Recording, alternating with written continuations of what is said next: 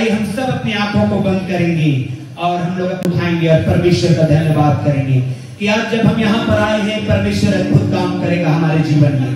परमेश्वर की महिमा होगी हमारे जीवन से। हालेलुया। खुदावंद यीशु, हम तेरा धन्यवाद करते हैं। हे पवित्र परमेश्वर, हम तेरे नाम की महिमा, स्तुति, बड़ाई और जय जयकार करते हैं। सर्वशक्तिमान परमेश्वर पिता, पुत्र, पवित्र आत्मा, हम तेरी महिमा करते हैं प्रभु आज के इस सुंदर समय के लिए, और जो बड़ी गवाही तूने हमारे प्रियों को दिया है उसके लिए। और भी निश्चय परमेश्वर पिता तेरे नाम की बड़ी महिमा होने पाए। प्रभु हम प्रार्थना करते हैं, हे यहोवा परमेश्वर, तू हमारे संग और साथ हो ले, हमारी सहायता कर, मदद कर। और आज जब हम प्रार्थना करने के लिए जब यहाँ पर इकट्ठे हुए हैं, आज जब हम तेरी आराधना करने के लिए यहाँ पर इकट्ठे हुए हैं, हमारी सुधीले परमेश्वर पिता और पवित्र आत्मा की अगुवाई दे कि प्रभु परमेश्वर हम तुझ में होकर के हम तेरे नाम की महिमा करने वाले बन जाएं। हम तुझ में होकर के प्रभु तेरे नाम को ऊंचा उठाने वाले बन जाएं। हे यहोवा परमेश्वर, तू हमारी सहायक है।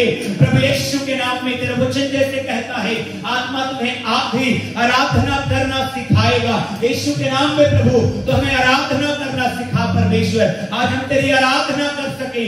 धन्यवाद प्रभु, मौसम को अच्छा रखने के लिए होने दे, बारिश हो तो चर्च के बाद होने पाए परमेश्वर पिता।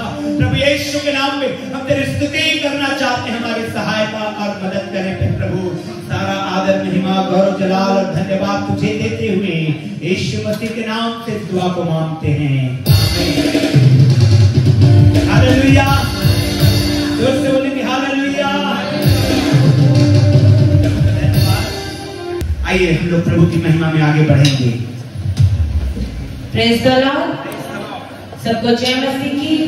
परमेश्वर पिता की महिमा करते हैं आज की सुंदर सुबह के लिए, इस पल के लिए, इस समय के लिए, क्योंकि मेरे प्रिय परमेश्वर के भवन में होना बाहर बिताए हुए किसी भी समय से बहुत बेहतर और उत्तम है, और परमेश्वर ने अनुग्रह हमारे जीवन में किया है।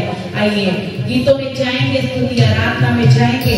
उससे पहले एक बार फिर से एक भजन के साथ आपके समय को परमेश्वर के हाथों में सौंपेंगे। और भजन से 21 से मैं पढ़ूंगी, जहाँ लिखा है, हे यहोवा तेरी सामर्थ से राजा आनंदित होगा, और तेरे किए हुए उद्धार से वह अति मगन होगा। तूने उसके मनोरथ को पूरा किया है, और उसके मुंह की विनती को तूने अस्वीकार नहीं किया, क्योंकि तू उत्तम आशीष देता हुआ उससे मिलता है, और तू उसके सिर पर कुंदन का मुकुट पहनाता है। उसने तुझसे जीवन मांगा और तूने जीवन दान दिया। तूने उसको युगानुयुग का जीवन दिया है। तेरे उद्धार के कारण उसकी महिमा अधिक है। तू उसको वैभव और ऐश्वर्य से आभूषित करता है, क्योंकि तूने उसको सदा के लिए आशीषित किया है। तू अपने सम्मुख उसको हर्ष और आनंद से भर देगा, क्योंकि राजा का भरोसा यहोवा के ऊपर है, और प्रधान की करुणा से वह कभी नहीं चढ़ेगा। हालेलुया। मेरे प्रियो, परमेश्वर सर्वोच्च है। परमेश्वर सबसे ऊपर और सब जगह परमेश्वर सर्वव्यापी है, और जितनों ने परमेश्वर की ओर देखा है उन्हें कभी लज्जित नहीं होना पड़ा। आप पूरे वचन को पढ़ लीजिए, बाइबल को पूरा छानबीन कर लीजिए, लेकिन जहाँ पर भी आप पढ़ेंगे, जितने भी कैरेक्टर्स बाइबल में दिए गए हैं, जिन्होंने सच्चाई से परमेश्वर की ओर देखा, उनको परमेश्वर ने हर एक वो आशीष दी है जिसकी संसार में हमें जरूरत है। और मेरे प्रियो, इसीलिए परमेश्वर चाहता है कि हम पूरे मन और समर्पण से उस परमेश्वर के करीब आए।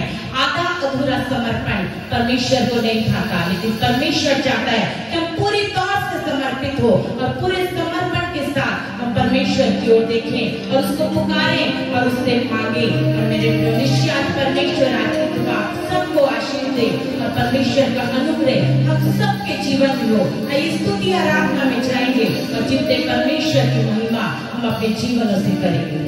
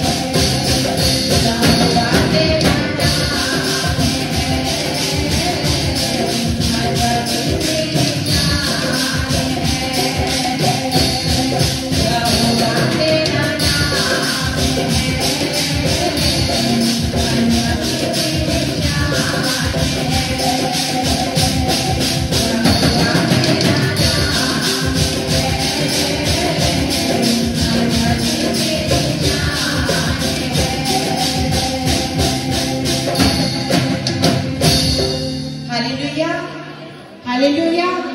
मेरे प्रियो, परमेश्वर की महिमा चारों ओर फैली है।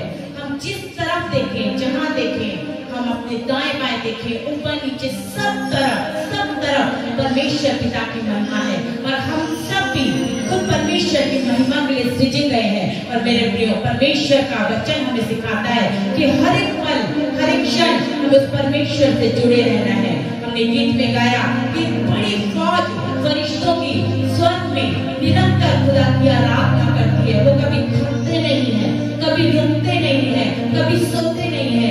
दिन रात वो परमेश्वर की आराधना करते हैं।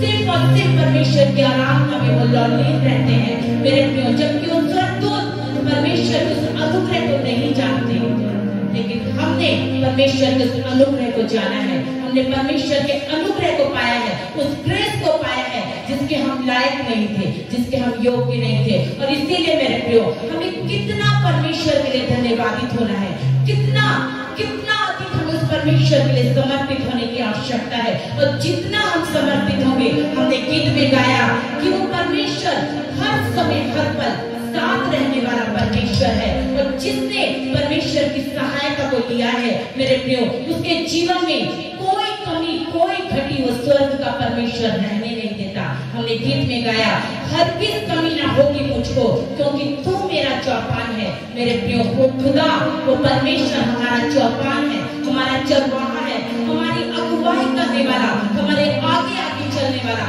हमारी जरूरतों को पूरा करने वाला, वो हमारा जिंदा परमेश्वर है। और सबसे बढ़कर उस परमेश्वर ने हमें जीवन दिया है।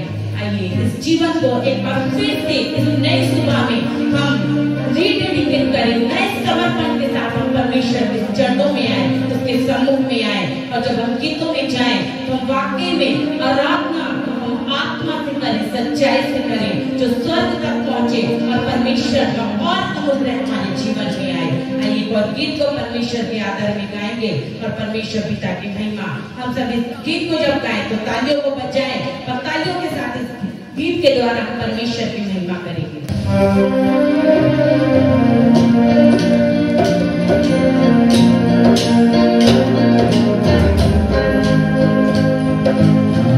गाँव में तेरी महिमा, गाँव में तेरी सना, गाँव में तेरी महिमा, गाँव में तेरी सना। मेरे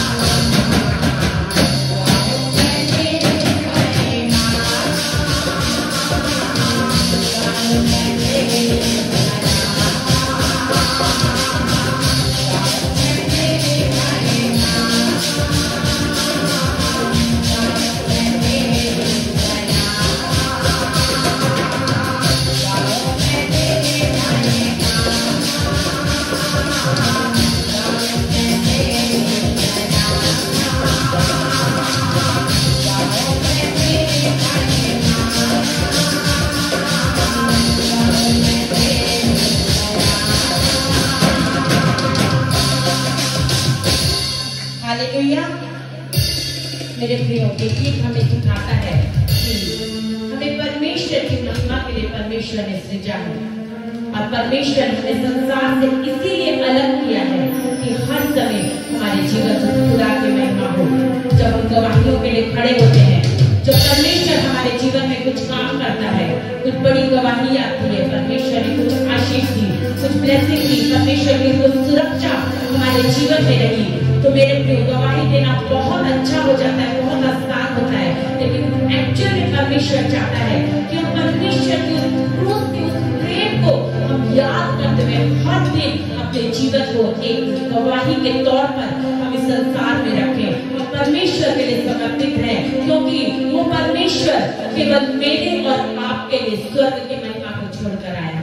उस परमेश्वर ने किसी और उसका कोई और दूसरा उद्देश्य नहीं था, कोई और दूसरा एम नहीं था, लेकिन उस स्वर्ग का परमेश्वर स्वर्ग की महिमा को छोड़कर मेरे और आपके लिए पृथ्वी पर आया। और ना सिर्फ वो आया, उसने स्वर्ग की महिमा छोड़ी, उसने हर एक दुख को उठाया, हर एक दर्द को उठाया, हर एक निंदाओं को, अपमानों को, हर एक बातों को जिससे आज हमें संसार में तकलीफ होती है। मेरे प्रियो, मसीह यीशु ने हर एक उस दर्द को, उस निंदाओं को क्रूस पर सह दिया है। और इसीलिए जब आज हम इस संसार में हैं, मसीह के उस दुख को, उस क्रूस के उस मर्म को हर दिन प्रतिदिन अपने जीवन में स्मरण करते हुए हम उस परमेश्वर की महिमा करें, उसको याद करें कि प्रभु तूने मुझसे कितना प्रेम किया, मुझ में ऐसा क्या तूने देखा कि तूने मुझसे इतना प्रेम किया। और मेरे प्रियो, जब ऐसा समर्पण हमारे जीवन से झलकेगा, उस खुदा को नजर आएगा, मेरे प्रियो, संसार की हर एक आशीष तो स्वर्ग का परमेश्वर देगा। परमेश्वर जब सारा को 90 साल में पुत्र की आशीष दे सकता है, इसहाक को दे सकता है, परमेश्वर हम में से प्रत्येक के जीवन में बड़े बड़े और अद्भुत कामों को कर सकता है। मेरे प्रियो, बस हम पूरे समर्पण के साथ उस खुदा के पास आए और पूरी तौर से उसके लिए समर्पित हो जाए। आइए इस गीत को खुदा की आदत में हम गाएंगे और उस खुदा की महिमा हम तहवीर से करेंगे, अंतरात्मा से करेंगे, उस परमेश्वर को हम अपने जीवन से ऊंचा उठाएंगे।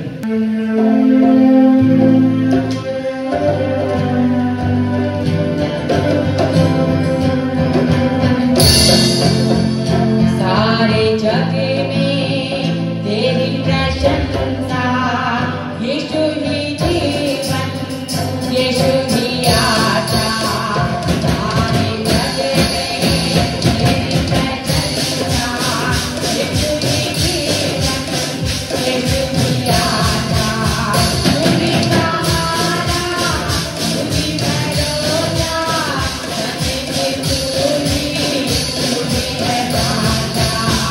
Thank you.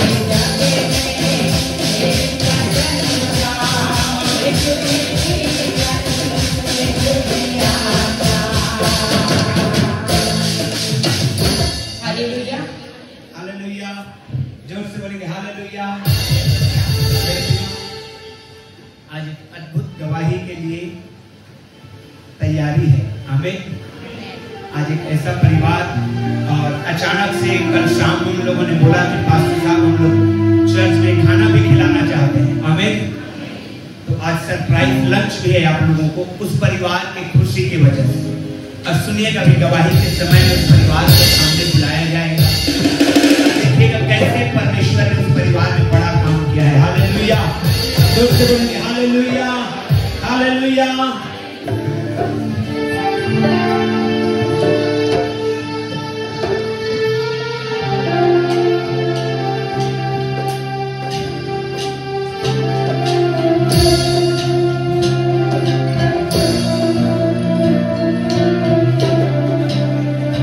तो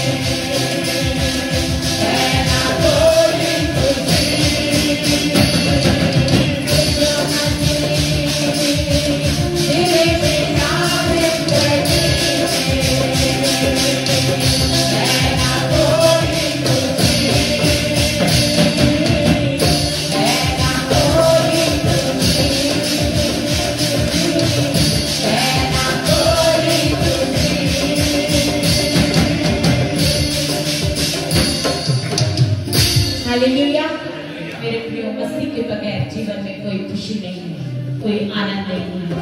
और वो पल, वो समय जिस दिन हमने उद्धार पाया, उस पल के लिए हमें प्रतिदिन उस खुदा का शुक्रगुजारी देना है, उसको धन्यवाद देना है मेरे प्रियो, क्योंकि उस परमेश्वर ने अपने अनुग्रह से, अपनी दया से मुझे और आपको ये उद्धार दिया, ये उद्धार की आशीष दी मेरे प्रियो। और इसीलिए हमारा जीवन बहुत मूल्य है खुदा की नजर में, और इसीलिए हमें प्रत्येक दिन उस खुदा के लिए समर्पित होना है, उस परमेश्वर की महिमा करनी है। हमारे जीवन में गम का बादल था, अंधकार था, शैतान की हुकूमत थी, लेकिन उस खुदा ने हर एक संसार की ताकतों से हमें छुड़ाया, हमें आजाद किया, हमें वो फ्रीडम दी। आज हमें वो आजादी है कि हम उस खुदा की इबादत कर सकते हैं, खुलकर उस खुदा को महिमा दे सकते हैं मेरे प्रियो। उस जीवन के लिए हम उस खुदा को धन्यवाद दें। आइए उस खुदा के आदर में अपने स्थानों पर खड़े होते हैं मेरे प्रियो। उस खुदा को हम अपने हृदय में, अपने जीवन में, अंतरात्मा में हम उतरने दें, उसे काम करने दें, क्योंकि वो आत्मा ही मुझे और आपको उस भीतरी आंगन तक ले जाएगा, उस खुदा के चरणों तक ले जाएगा। केवल वो पवित्र आत्मा हमारी सहायता करेगा कि उस खुदा की आराधना आत्मा से और सच्चाई से कर सके। आइए खुदा की आत्मा को काम करने दें। तो जब हम इस गीत में जाए, हम सब अंतरात्मा से खुदा से जुड़े, कोई इधर उधर ना देखे, कोई किसी की तरफ ना देखे, लेकिन अपनी आंखों को बंद करें तो जितने परमेश्वर की ओर ताके, उसकी ओर निहारे, और आज स्वर्ग का परमेश्वर स्वर्ग के झरोखों को खोलकर आपके जीवन में हर एक को आशीषों को दे, हर एक को काम करे, तो जलवायु में छुटकारा दे जिसकी आपको जरूरत है मेरे प्रियो। खुदा को आपकी जरूरतें मालूम है। आइए हम बस केवल खुदा के सम्मुख में आए और उसकी आराधना करें और उसकी इबादत करें।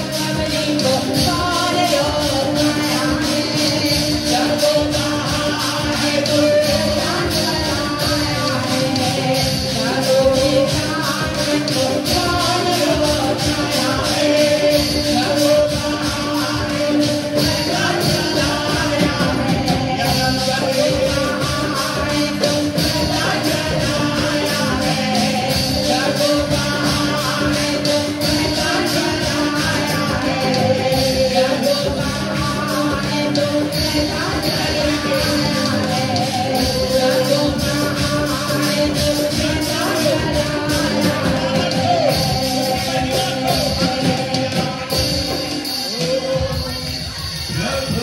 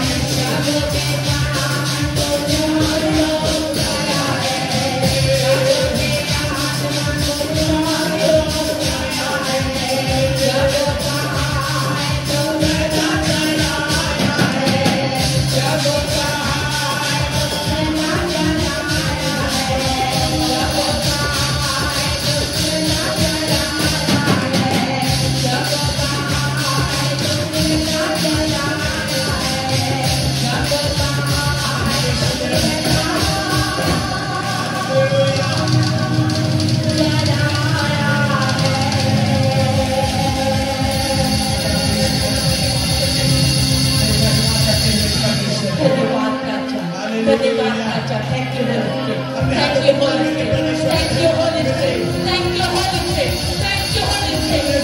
धन्यवाद राजा, धन्यवाद राजा, धन्यवाद राजा, धन्यवाद राजा, धन्यवाद राजा, धन्यवाद राजा, धन्यवाद राजा, धन्यवाद राजा, धन्यवाद राजा, धन्यवाद यीशु राजा, धन्यवाद प्रभु के लिए धन्यवाद, धन्यवाद पवित्र आत्मा के लिए धन्यवाद, तेरी अद्भुत सामर्थ अभिषेक के लिए धन्यवाद, धन्यवाद पवित्र आत्मा, धन्यवाद राजा, धन्यवाद राजा, धन्यवाद राजा।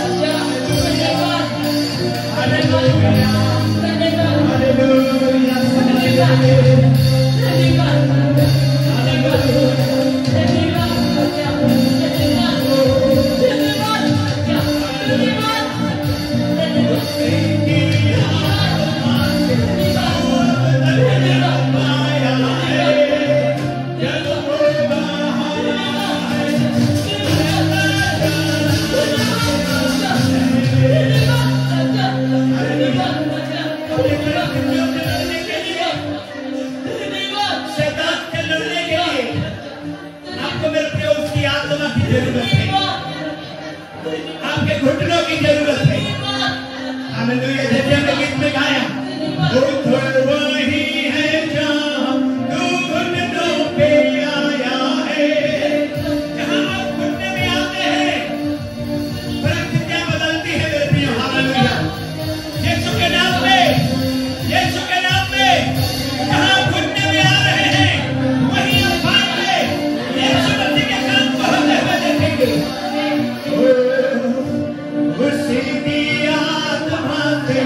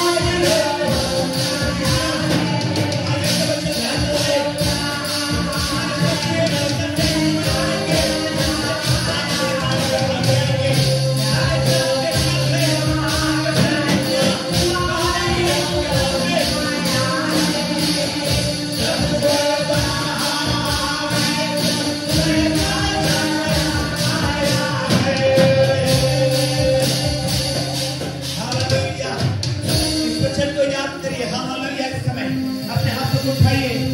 हालेलुया। बाइबल कहती है व्यवस्था विवरण में तुम्हारे शत्रु एक दिशा से आक्रमण करेगा लेकिन 7 दिशाओं से भाग जाएगा।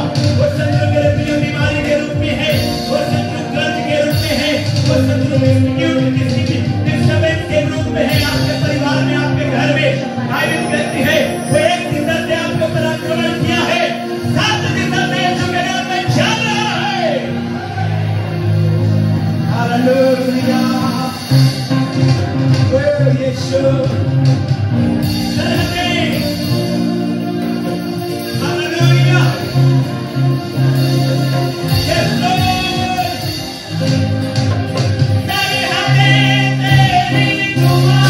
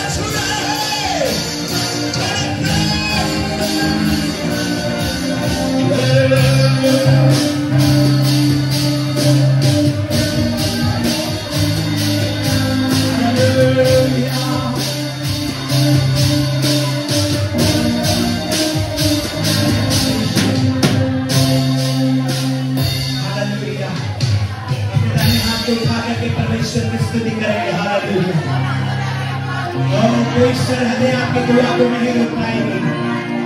दानियल की प्रार्थना को परमेश्वर ने लेकर के आया, आपकी दुआ को परमेश्वर लेकर के आएगा, आप तक लेकर के आएगा। हालेलुया। ओ यीशु के नाम पे, यीशु के नाम पे आज भविष्यवाणी लेकर के जाइए। यीशु के नाम पे आपकी दुआएं कबूल की जा रही है। यीशु के नाम पे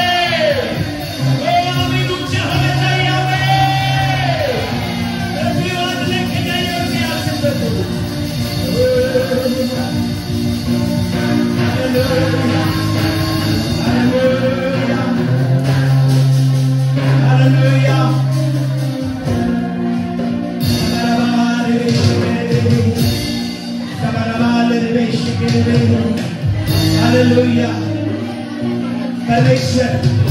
परमेश्वर अपने लोगों को खड़ा कर रहा है, परमेश्वर अपने लोगों को आशीष दे रहा है। हालेलुया। और उसका आत्मा को छूने नहीं दीजिए आपको। हालेलुया।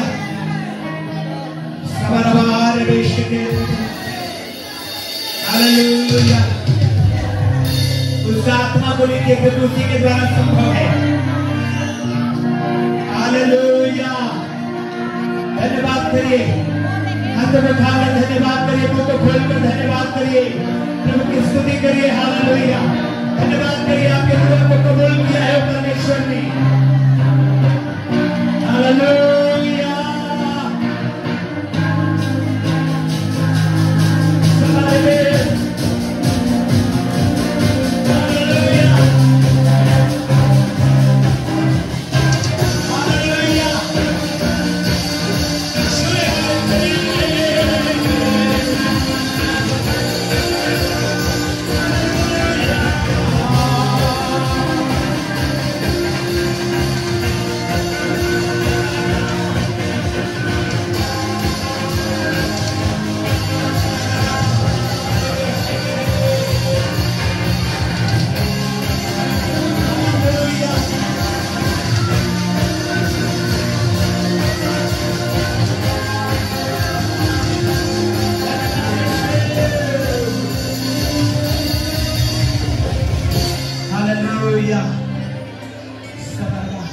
सभी लोग अपने हाथों को हिलाते हुए, सभी लोग अपने हाथों को हिलाते हुए परमेश्वर की महिमा करेंगे, परमेश्वर की महिमा करेंगे, प्रभु की महिमा करेंगे। हालेलुया।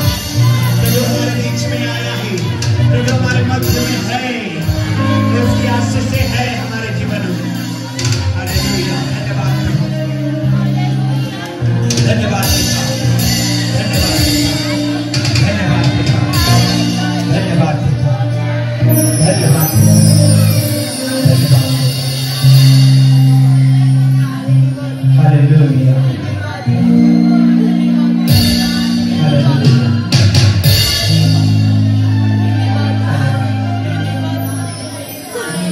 खुदा की स्तुति हो।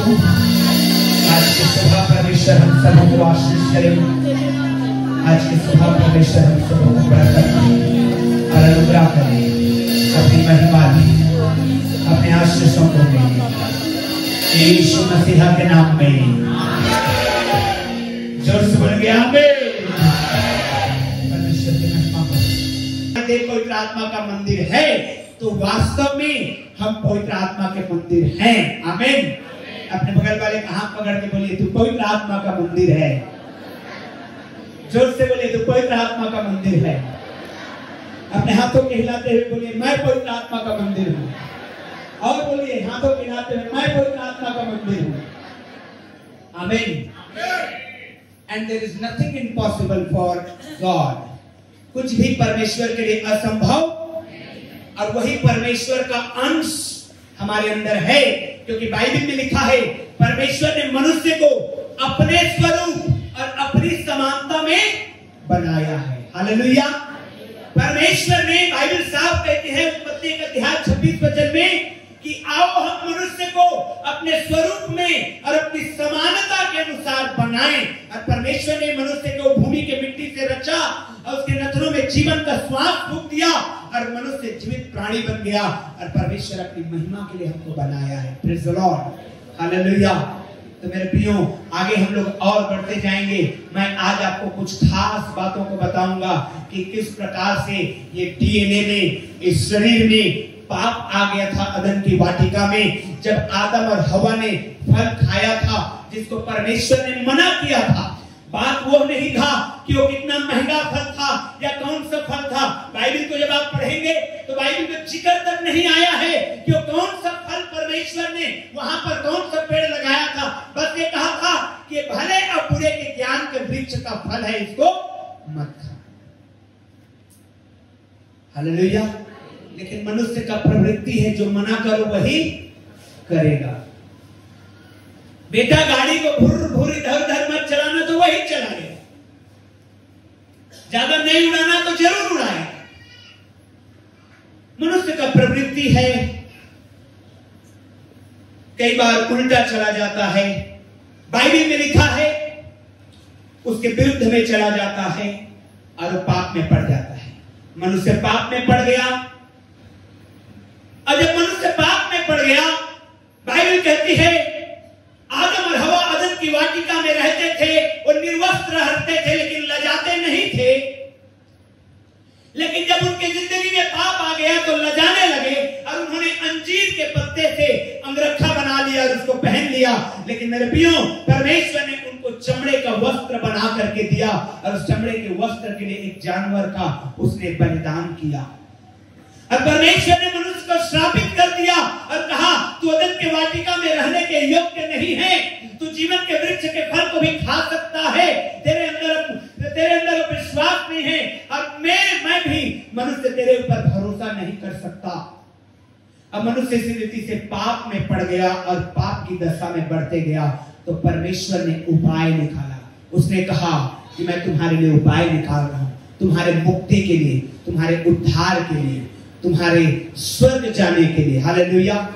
हालेलुया। जोर से बोलिए हालेलुया।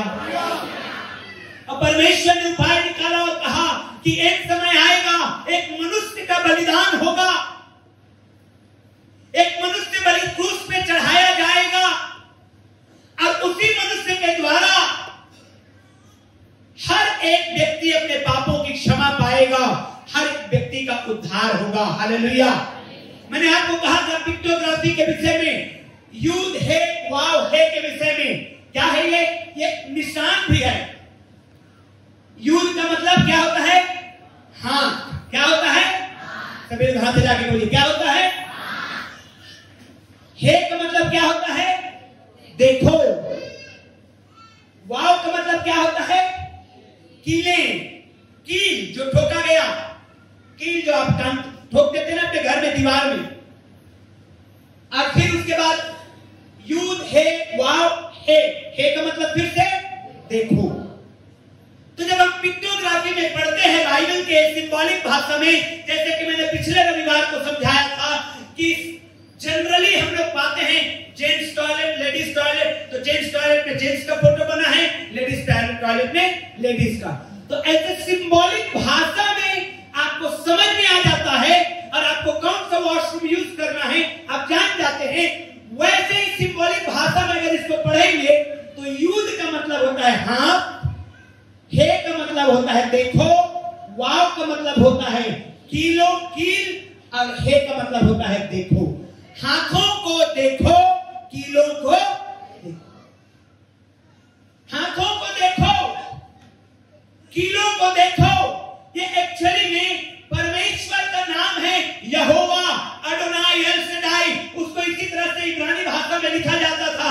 इसको इधर से पढ़ा जाता है, ध्यान रखिएगा, इधर से नहीं। हम लोग हिंदी अंग्रेजी वाले इधर से पढ़ते जाते हैं, लेकिन ग्रीक और हिब्रू वाले इधर से पढ़ते हैं। यूद हे वाव हे, ठीक है। Hallelujah hallelujah. हाथों को देखो, कीलों को देखो। यीशु मसीह के हाथ को देखिए, कीले ठोके गए हैं। आमीन। तो परमेश्वर ने उपाय निकाला क्या कि मेरा एकलौता बेटा यीशु मसीह को मैं इस संसार में भेजूंगा। और बाइबल कहती है पर वचन देहधारी हुआ और मरियम के गर्भ में आया और उसके द्वारा जन्म लिया यीशु मसीह। और 33.5 साल की उम्र में उनको क्रूस पर चढ़ा दिया गया और उसके लहू बहाए जाने के द्वारा हमारा उद्धार होता है। हालेलुया। प्रियो, मैं आपको बताना चाहता हूं, ये बाइबल आपको कथा कहानी मैथोलॉजी नहीं है, ये कथा कहानी नहीं है, परंतु ये रियलिटी है, ये रियल है। मैं आपको बताना चाहता हूं रोन वॉट के विषय में।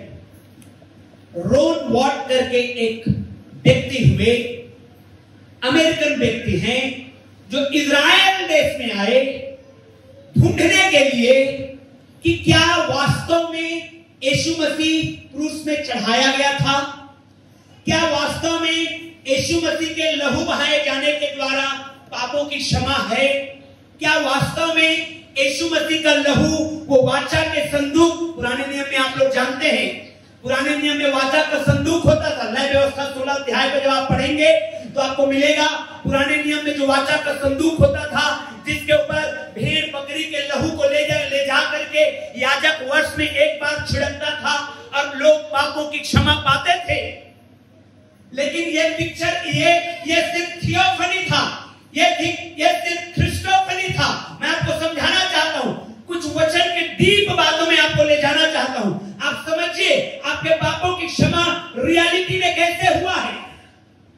मैंने पिछले रविवार को बताया कि आपके अंदर कैसे वाकई में परमेश्वर का निवास स्थान है। हालेलुया। आई होप कि आप लोग सब समझ गए होंगे, समझे हैं। हेलो पीछे वाले। तो आज मैं बताना चाहता हूं कि जब मनुष्य पाप में गिर गया, पाप की दशा में आ गया, तो और उसको क्षमा की जरूरत थी, उसको बलिदान की जरूरत थी। अब पुराने नियम में वो भेड़ बकरियों का बलिदान चढ़ा के वर्ष में एक बार याजक जो है परमेश्वर की वेदी के पास जा करके लहू को छिड़क के आता था और इजरायली प्रजा के लोग पाप क्षमा को पाते थे। हालेलुया। ये सभी हम लोग जानते हैं। लेकिन रोन यॉट ने उनका यूट्यूब में आप वीडियोस में आप देख सकते हैं, वो इंग्लिश में है, आप लोग सुन सकते हैं। उनका इंटरव्यू को आप लोग सुन सकते हैं। वो जब आकर के खोजने लगे कहां पर यीशु मसीह को क्रूस पर चढ़ाया गया था, गोलगोथा की पहाड़ी, खोपड़ी का वो स्थान, बाइबल में लिखा है ना, वहां पर जब वो ढूंढने लगे, वो खोजने लगे, उन्होंने खुदाई करवाना शुरू किया। 20 फीट खोदने के बाद उनको वाचा का संदूक मिला। हालेलुया। उनको वाचा का संदूक मिला। 20 फीट खोदने के बाद जिस जगह में यीशु मसीह को क्रूस पे चढ़ाया गया था, उस जगह को जब उन्होंने खुदाई किया, 20 फीट नीचे गहरे खोदने के बाद उनको वाचा का संदूक मिला। और वाचा के संदूक के चारों ओर 4 स्वर्गदूत लिटरली खड़े हुए उनको मिले। हालेलुया। ये गवाही है, आप पढ़ सकते हैं उसको, कोई फेक नहीं है, आप देख सकते हैं, पूरा ऑल ओवर वर्ल्ड देख रहा है इस वीडियो को। अब उन्होंने वो ब्लड का सैंपल को लिया, क्योंकि यीशु ने क्रूस पे अपने जान को दिया था। और आप याद करिए, जब यीशु मसीह अपने जोर से आवाज लगा करके प्राण को त्याग दिए, तो एक सिपाही आया भाला लेकर के, अब मरा है कि नहीं मरा है यीशु मसीह करके चेक करने के लिए उसके पांजे में क्या मार दिया, भाला घोंप दिया। तो बाइबल क्या कहती है, पानी और लहू निकलने लगा। क्या निकलने लगा? हाँ, जब मनुष्य डेड हो जाता है, मर जाता है, तो ब्लड क्या हो जाता है, पानी बन जाता है। यानी कि प्रभु यीशु मसीह का बॉडी उस प्रोसेस में था, उनका ब्लड उस प्रोसेस में था कि ब्लड जो है पानी में क्या हो रहा है, कन्वर्ट हो रहा है। तो जॉन यॉर्क कहते हैं, रॉन यॉर्क कहते हैं कि वही लहू जो है वो नीचे गिरा था। अब 20 फीट, वहां पर आप पढ़ेंगे बाइबल में, वहां पर एक भूकंप आया था। बाइबल में लिखा है ना, जब आप पढ़ेंगे तो लिखा है वहां पर भूकंप आया, वहां पर अंधेरा छा गया और भूकंप आया। लोगों ने कहा ये एलिया को चिल्ला रहा है, ये परमेश्वर को चिल्ला रहा है। मेरे प्रियो, मैं आपको बताना चाहता हूं, वहां पर भूकंप आया, जमीन फटी, क्योंकि इजरायली प्रजा के लोग उस दिन से 600 साल पहले जब उन्होंने पाप किया था तो वाचा के संदूक को यिर्मयाह नबी ने वहां पर छिपाया था। आपको मालूम है? और यिर्मयाह नबी उसी गोलगथा की पहाड़ी के ठीक सामने जो गुफा था उसमें बैठा और रो रो करके विलाप गीत की किताब को लिखा। विलाप गीत का मतलब लेमेंटेशन कहते हैं अंग्रेजी में। लेमेंटेशन मतलब दुख भरे गीत।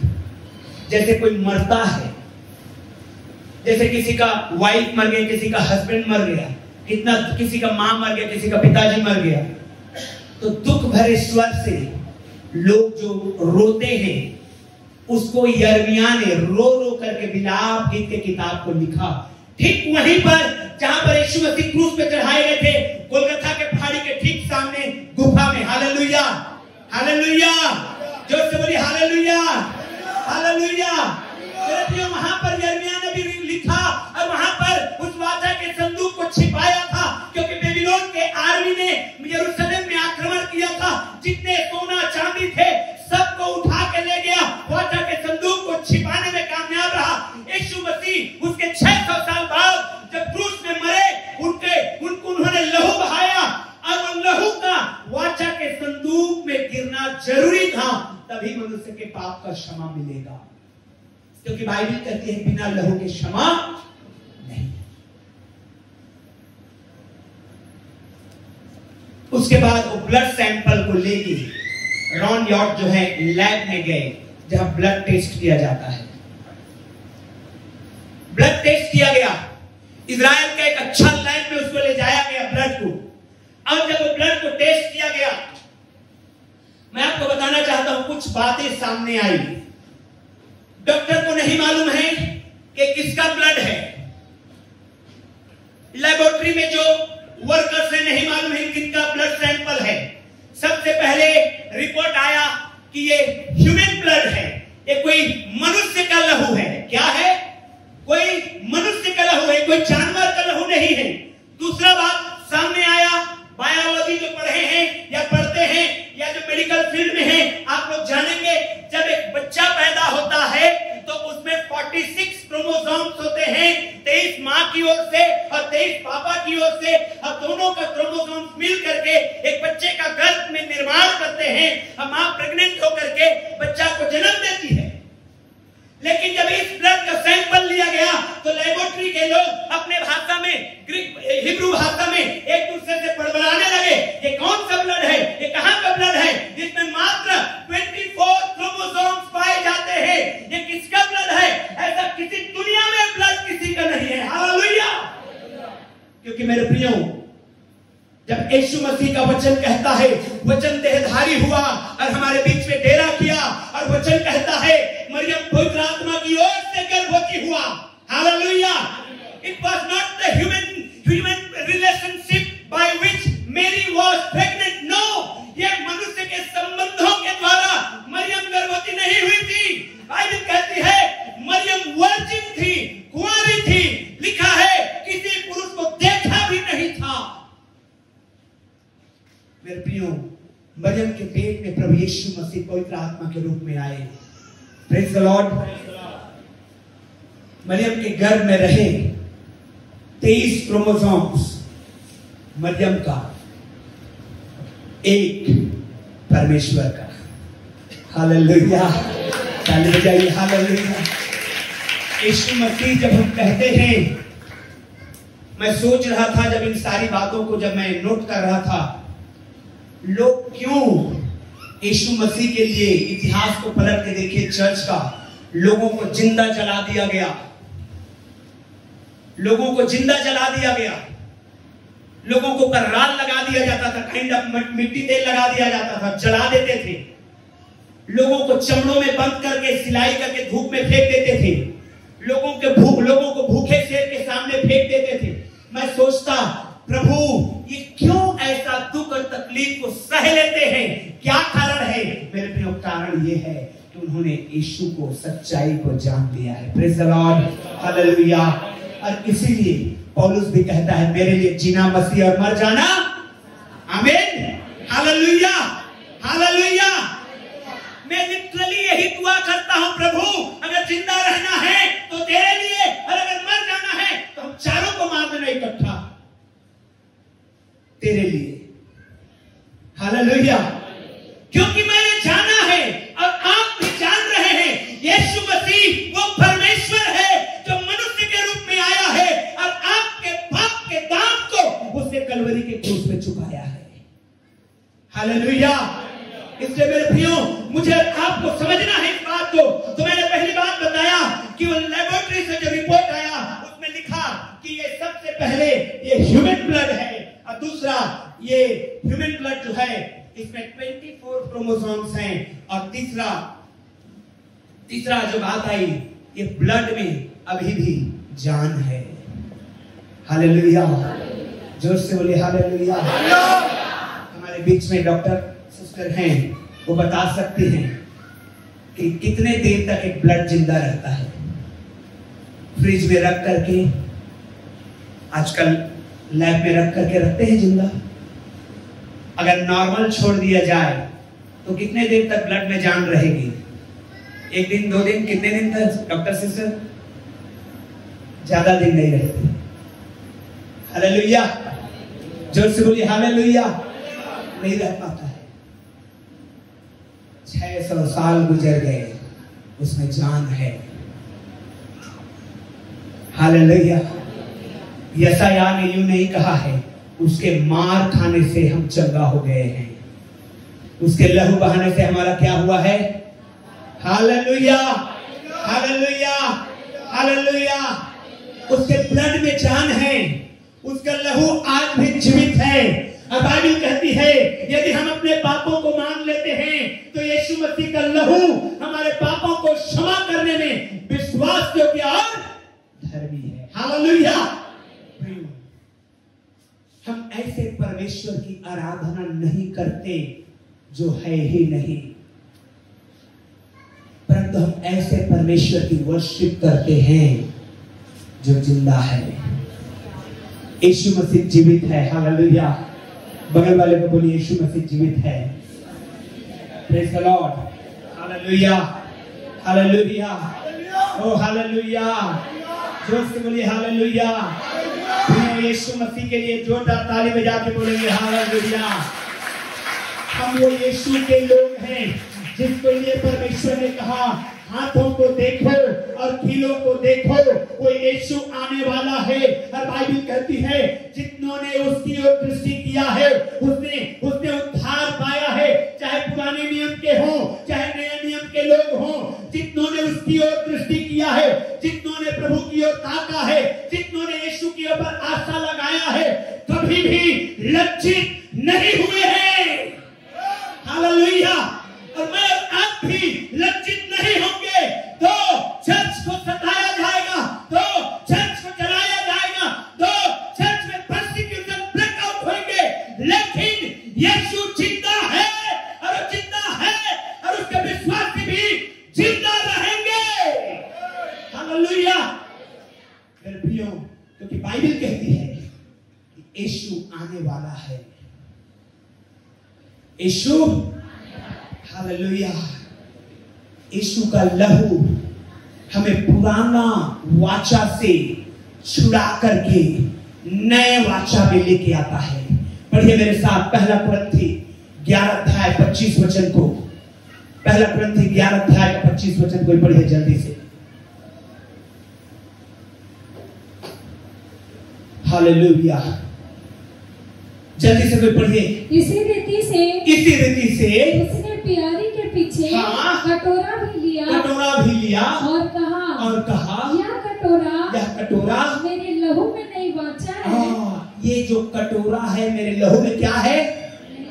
हाथ उठा के बोलिए, मैं नए वाचा में हूं। मैं नए वाचा में हूं। बाइबल कहती है behold the old things have gone and everything has become new। देखो पुरानी बातें बीत गई और अब सब कुछ नया हो गया है। उसने लहू बयानी के पीछे कटोरा लिया और कहा ये मेरे लहू में नई वाचा है। और जब आप बैप्टिज्म लेते हैं और बैप्टिज्म के बाद प्रभु के मेज में शामिल होते हैं, आप नए वाचा के मनुष्य बन जाते हैं। Praise the Lord. नई वाचा, नया प्रतिज्ञा। और नया प्रतिज्ञा है क्या? नया प्रतिज्ञा जीवनदायी है। नया प्रतिज्ञा जीवन दे रहा है। हालेलुया। नया प्रतिज्ञा पापों से क्षमा दे रहा है। नया प्रतिज्ञा हमारे अपराधों को धो रहा है। नया प्रतिज्ञा हमारे गुनाहों को दूर कर रहा है। मेरे प्रियो, बीते दिनों में, पुराने समय में आंख के बदले आंख और दांत के बदले दांत। तूने मुझे एक थप्पड़ मारा, मैं 3 के 3 मार दूंगा तुझे। लेकिन यीशु मसीह जब संसार में आए तो उन्होंने कहा जो तुम्हारे दाहिने गाल पे थप्पड़ मारे बाएं भी दे देना, जो तुम्हारा कुर्ता भी ले जाए उसको पैंट भी दे करके जाना, जो तुम्हें बेगार में 1 किलोमीटर लेके जाए 4 किलोमीटर चल जाना। ये नई वाचा है कि परमेश्वर हमारे लिए अनुग्रह किया है। ये अनुग्रह है। हम चाह रहे हैं प्रभु हमारे साथ, प्लीज चलिए ना उतना दूर, मुझे डर लग रहा है। प्रभु कहते हैं नहीं, इतना ही दूर में मैं तुझे घर पहुंचा के आऊंगा। Hallelujah, hallelujah. मेरे प्रियो, परमेश्वर के इस नई वाचा में आप लोग शामिल हैं। Praise the Lord. ये हमको बेहतर आशीषों के विषय में बात करता है। इब्रानियों के पत्री 12 अध्याय 24 वचन को निकाल कर पढ़ेंगे।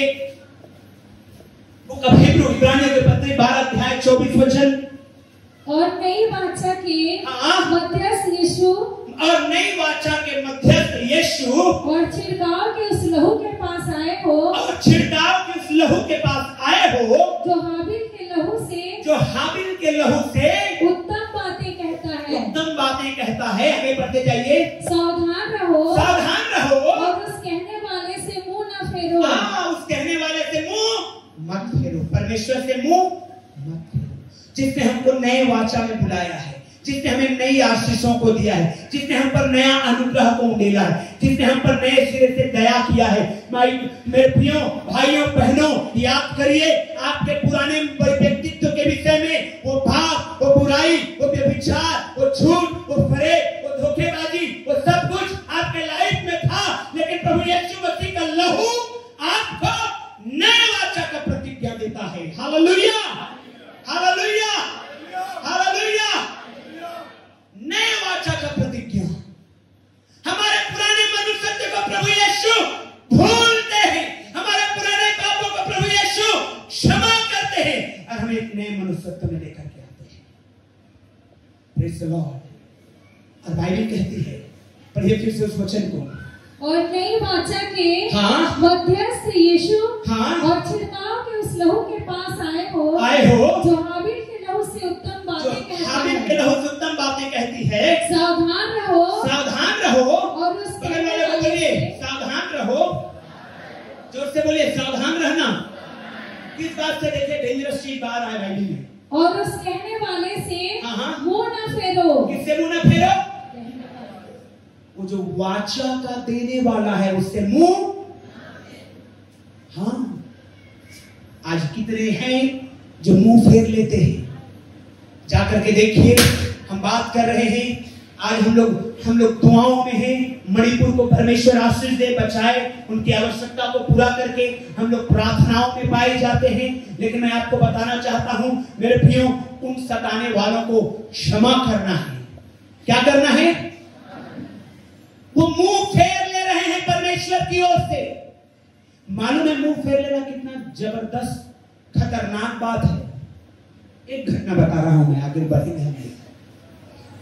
यीशु मसीह को क्रूस में चढ़ाने के लिए लोग घसीट के ले जा रहे थे। सुनिए ध्यान से,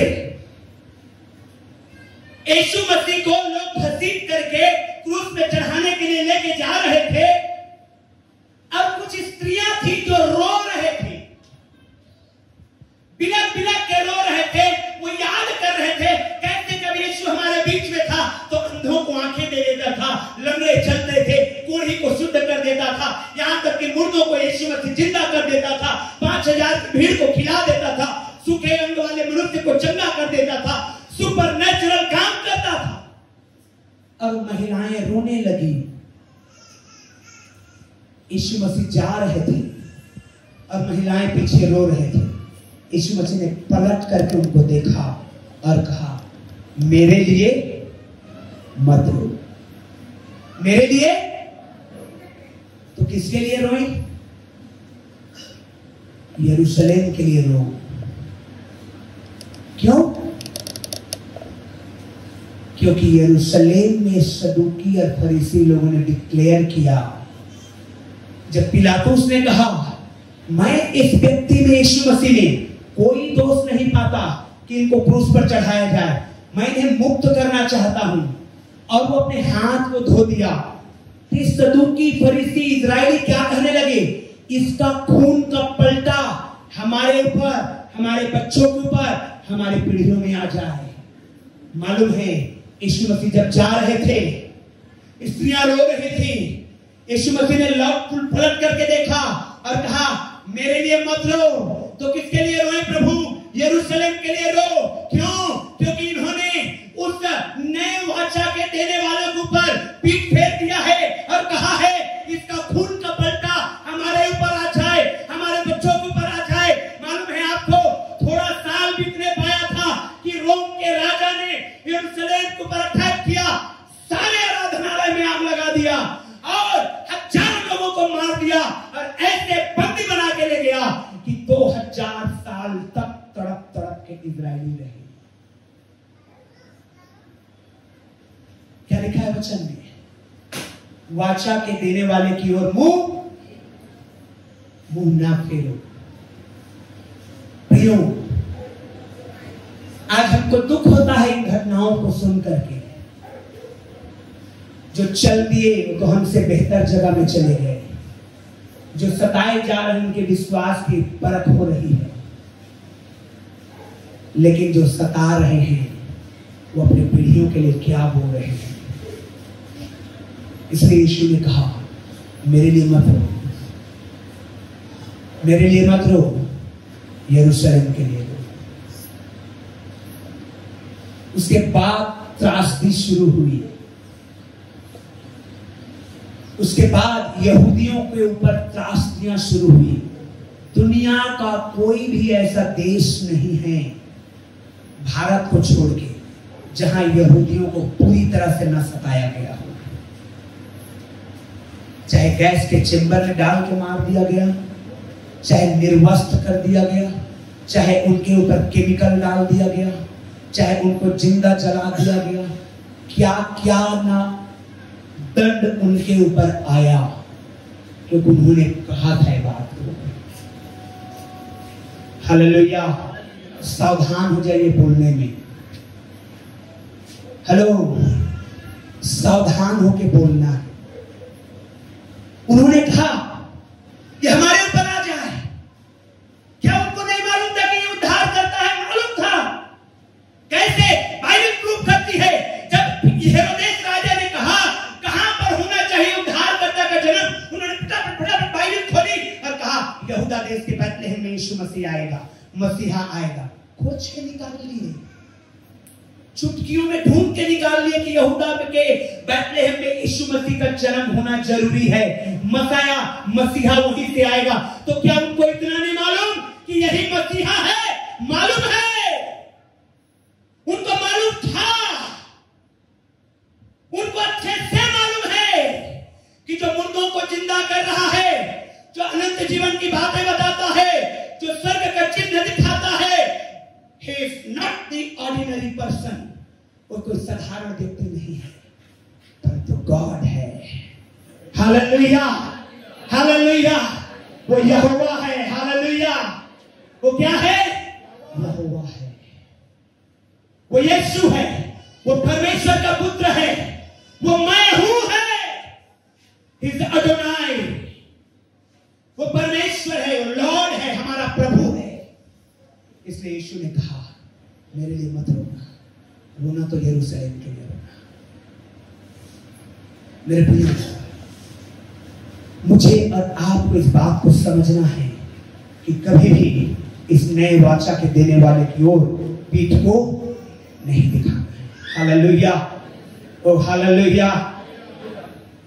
ये लहू, जिस लहू की चर्चा मैं कर रहा हूं, यीशु मसीह का लहू हमको नई वाचा में शामिल करता है, हमारे पाप को धो देता है, हमारे पाप को ढांप देता है, हमारे पाप को छुपा देता है और हमको अनंत जीवन में प्रवेश कराता है। हमारे तमाम उन बिगड़े हुए संबंधों को जो परमेश्वर के साथ मनुष्य का बिगड़ा हुआ है उसको बना देता है, चंगाई देता है, छुटकारा देता है, ब्लेस करता है, शांति देता है नए वाचा के कवरेज में। और उसके बाद मेरे प्रियो, वो मुझे आपको कहता है, हमको एक बेहतर प्रॉमिस को देता है कि मैं तुझे न कर पाप को क्षमा करूंगा, परंतु मैं ऐसा प्रॉमिस दे रहा हूं जो स्वर्ग का है। उसका लहू का जो प्रॉमिस है हाबिल के लहू से कहीं उत्तम है। Hallelujah, hallelujah. और मैं आखिरी बात आपको बताना चाहता हूं, उसका लहू हमको प्रोटेक्शन देता है, प्रोटेक्शन देता है। हालेलुया। हाथ को हिलाइए, अपने आप को लहू से ढांपिए प्रभु का। अपने आप से बोलिए, मैं यीशु के लहू में ढांपा गया हूं और वही मुझे संभालेगा। हर बीमारी से, मैंने कहा हर बीमारी से, हर कंगाली से, हर समस्या से वो मुझे प्रोटेक्शन देगा। परमेश्वर तुझे प्रोटेक्शन देगा। बगल वाले का हाथ पकड़ के बोलिए, परमेश्वर तुझे प्रोटेक्शन देगा। यीशु का लहू तुझे प्रोटेक्शन देगा। हर बीमारी से, हर लाचारी से, हर दुर्बलता से, हर कमजोरी से निकालिए। निर्गमन का किताब 12 अध्याय अब 3 वचन से 13 वचन तक जब आप आगे पढ़ते जाएंगे तो आपको मिलेगा कि किस प्रकार से परमेश्वर का वचन हमको प्रोटेक्शन देता है और आशीषित करता है। हालेलुया। निकालिए, कोई पढ़िएगा, कोई पढ़िए निर्गमन का किताब 12 अध्याय 3 वचन। इज़राइल की सारी मंडली से इस प्रकार कहो, इज़राइल की सारी मंडली से इस प्रकार कहो, इसी महीने के 10वें दिन को, इसी महीने के 10वें दिन को तुम अपने अपने पितरों के घरानों के अनुसार, अपने अपने पितरों के घराने के अनुसार घराने पीछे एक एक मेमना ले रखो। और यदि किसी के घराने में एक मेमने के खाने के लिए मनुष्य कम हो तो वह अपने सब निकट रहने वाले पड़ोसी के साथ प्राणियों की गिनती के अनुसार एक मेमना ले रखे। और तुम हर के खाने के अनुसार मेमने का हिसाब करना। तुम्हारा मेमना निर्दोष और 1 वर्ष का नर हो और उसे चाहे भेड़ों में से लेना, चाहे बकरियों में से, और इस महीने के 14वें दिन तक उसे रख छोड़ना, रखे रहना। और उस दिन गोधूली के समय इज़राइल के सारी मंडली के लोग उसे बलि करें। तब वे उसके लहू में से कुछ लेकर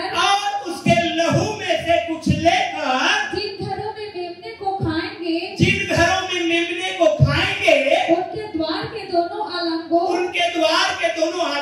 और चौखट के सिरे पर लगाएं। उस लहू को क्या करेंगे? हालेलुया।